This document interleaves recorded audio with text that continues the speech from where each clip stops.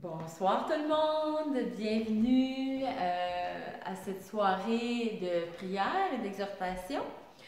On va ouvrir avec un mot de prière. Merci Seigneur que tu es avec nous. Merci Seigneur que tu as quelque chose que tu veux nous partager ce soir. Puis on est réunis ensemble parce qu'on veut entendre ce que tu as à nous dire Seigneur.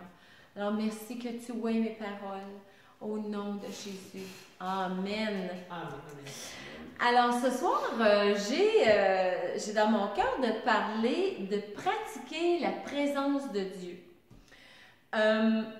Pour discuter de ça, on va regarder ensemble certains passages bibliques sur le sujet de pratiquer la présence de Dieu. Le premier verset que j'ai, c'est dans Matthieu 1, verset 23. Ça dit « Voici, la Vierge sera enceinte, elle enfantera un fils, et on lui donnera le nom d'Emmanuel, ce qui signifie Dieu avec nous. » Un autre verset, c'est dans Jean 14, verset 27. Jésus dit « Je vous laisse la paix, je vous donne ma paix, je ne vous donne pas comme le monde donne. Que votre cœur ne se trouble point et ne s'alarme point. » Un autre verset, Hébreux 13, verset 5, mais la deuxième partie du verset 5. Dieu lui-même a dit, « Je ne te délaisserai point et je ne t'abandonnerai point. » Encore dans Jean 14, mais cette fois le verset 16.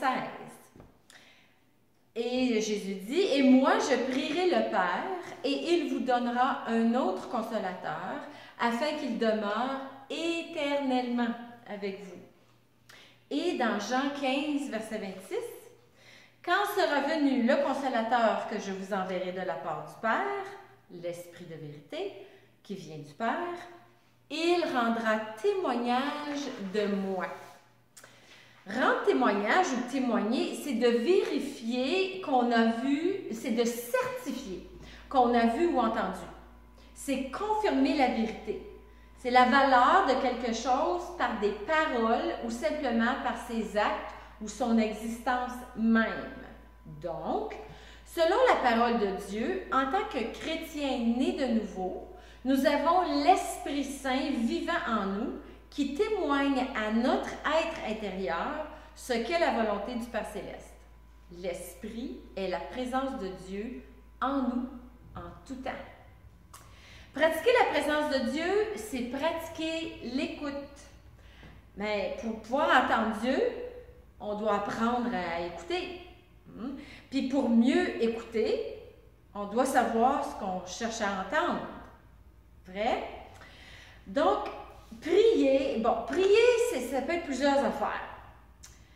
Prier, ça inclut de dire à Dieu combien on l'aime. On magnifie qui il est. Oh Dieu, tu es grand, tu es majestueux, je t'aime, je réponds à ton amour. Ça, c'est prier. Prier, ça inclut aussi des actions de grâce ou des remerciements en bon canadien. Là. On le remercie, de l'action de grâce envers lui pour ce qu'il a fait pour nous. Aujourd'hui même, où on vit au Canada, en ce moment, il fait extrêmement froid. Il y a de la glace sur les routes, dans les stationnements, tout est gelé, il y a de la neige. Et aujourd'hui même, j'étais sur la route et j'étais arrivée à un stationnement et j'ai voulu tourner l'auto et j'ai perdu le contrôle de l'auto. L'auto a glissé toute seule. J'avais le pied ses freins, mais l'auto roulait. Et je m'en allais frapper un autre véhicule qui était déjà stationné. Je roulais vraiment pas vite, là. C'était une patinoire. Et miraculeusement, je vous le dis, là, c'est comme si l'élan, elle a arrêté à comme à 1 pouce du véhicule que je m'en allais frapper. Mon véhicule a arrêté surnaturellement. Là. Ça se peut même pas. Là. Il y a un ange qui a fait un tampon entre mon véhicule et l'autre. Alors, inutile de vous dire que tout le reste du transport jusqu'à la maison, j'étais dans l'auto, je conduisais, je suis là, merci mon Dieu, merci mon Dieu, merci mon Dieu, merci mon Dieu, merci mon Dieu, merci mon Dieu. Alors, j'étais pleine d'actions de grâce, alors je priais, je disais merci mon Dieu pour ce qu'il a fait. Une autre manière de prier, c'est de demander ou de présenter nos requêtes. Hein? Comme ça dit dans Philippiens 4, versets 6 et 7, là, on demande, on fait nos demandes à Dieu, on fait nos requêtes à Dieu. On demande à Dieu. Mais la partie de la prière ou la sorte de prière que beaucoup de nous autres, on manque quand on prie. Beaucoup de nous, on ne pense pas à ça, on ne fait pas ça. Ce qui fait partie de la prière, c'est d'écouter puis d'entendre ce que Dieu a à nous dire. Puis ça, c'est pratiquer sa présence. Bon, premièrement, je veux clarifier que la pratique de la présence de Dieu, c'est pas d'entendre des voix. Hein? Soyez prudents avec les voix. Dieu, il promène nulle part dans sa parole qu'il va nous parler d'une façon audible à l'oreille. Pas du tout. Bon, il peut, s'il veut, là. Mais Dieu parle habituellement par un doux murmure dans le cœur, dans notre cœur, dans notre être intérieur. C'est un doux murmure, très doux. Puis ça, vous allez voir ça dans 1 Roi 19. Vous pouvez le regarder vous-même. Un autre facteur à considérer qui n'est pas nécessairement de Dieu, qu'on mélange des fois, là, c'est les émotions ou les sensations fortes. Écoutez, j'ai moi-même expérimenté des moments où j'ai ressenti la présence de Dieu de façon tangible. C'était super fort, là. C'était puissant, c'était extraordinaire. C'était vraiment là, le Seigneur, je le ressentais là, dans mes tripes. C'était wow! Mais c'est important de ne pas confondre les émotions fortes avec la présence de Dieu. Les émotions fortes, ils viennent de la chair. Ce n'est pas un barème à se soumettre. En d'autres mots, on ne veut pas se fier à notre chair ou à notre corps pour dicter si Dieu y est présent ou pas. La présence de Dieu, elle se vit par la foi et non par la vue ou par les petits frissons qu'on a dans le dos, là. La présence de Dieu, c'est par la foi qu'on la sait. Puis afin de savoir si vous entendez bien la voix de Dieu, vous devez connaître sa parole. Parce que Dieu parlera toujours selon sa parole, la Bible. Bon, c'est la raison pourquoi il y a plein de gens qui supposément sont bien intentionnés, puis il y a du monde qui ne le sont pas, là, qui font ou qui disent des choses au nom de Dieu, puis c'est une abomination pour Dieu, ce qu'ils disent ou qu'ils font. Entre autres, le terrorisme. Ce n'est pas de Dieu. Jamais, jamais, jamais. Ou la haine envers les autres qui sont différents de nous. C'est jamais de Dieu, ça. Lisez votre Bible. Ancrez-la dans votre cœur et dans vos pensées. Plus vous lirez votre Bible, plus vous allez vous en nourrir, plus vous serez en mesure de reconnaître la voix de Dieu.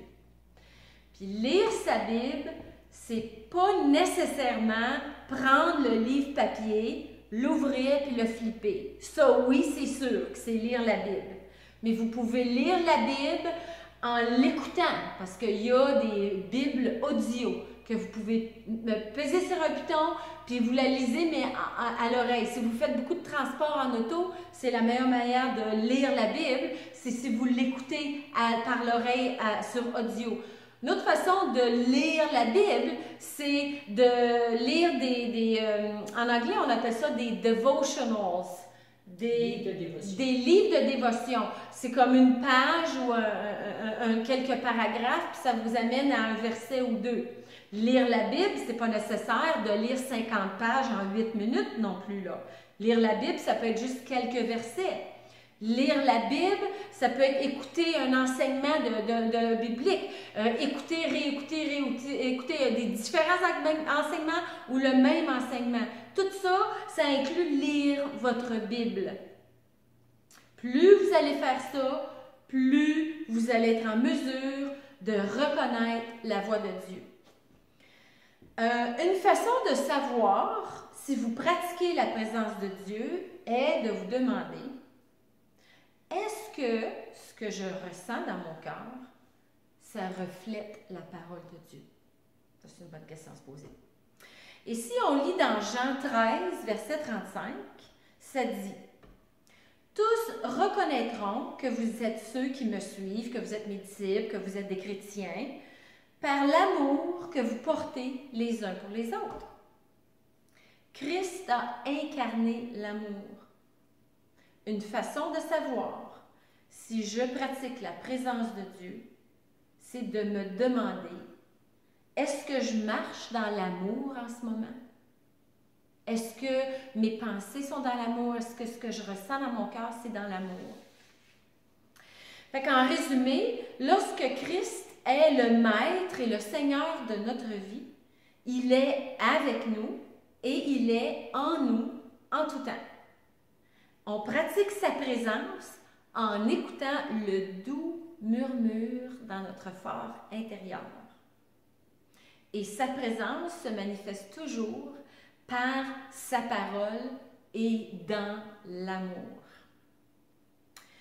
Alors, à ce point-ci, j'aimerais vous encourager, lorsque je vais avoir terminé de parler d'ici quelques instants, j'aimerais vous encourager de mettre une musique de louange, d'adoration instrumentale, quelque chose que vous aimez, qui est doux, qui va vous inspirer. De vous assurer d'avoir un papier ou un crayon, ou si vous aimez écrire électroniquement, votre tablette, votre laptop, votre cellulaire, quoi que ce soit que vous écrivez avec, et d'avoir votre Bible avec vous, puis de vous installer dans un endroit tranquille, puis d'écouter la belle musique douce, et d'écouter ce que le Seigneur a à vous dire. Demandez à Dieu, c'est quoi le sujet qui veut vous parler? C'est quoi l'affaire qui veut vous parler dans votre cœur par rapport à votre vie, par rapport à si vous avez quelque chose dans votre cœur? Demandez-lui, posez-lui la question. Puis attendez, écoutez. Restez tranquille dans sa présence. Puis demandez-lui, Seigneur, qu'est-ce que tu veux me parler en ce moment? C'est quoi que tu veux me dire en ce moment? Seigneur, je t'écoute, j'écoute. Je suis ouverte, Seigneur. Parle à mon cœur. Puis là, je vous le dis, si vous attendez assez longtemps, ça peut être pas long, là. Mais si vous êtes sincère et vous écoutez, le Seigneur va vous parler. Le Seigneur va vous dire des choses dans votre cœur. Écrivez ça, prenez note de ça. Puis après, allez dans votre Bible, puis regardez qu'est-ce que votre Bible a dit par rapport à ce que vous avez dans votre cœur. Faites une recherche là-dessus.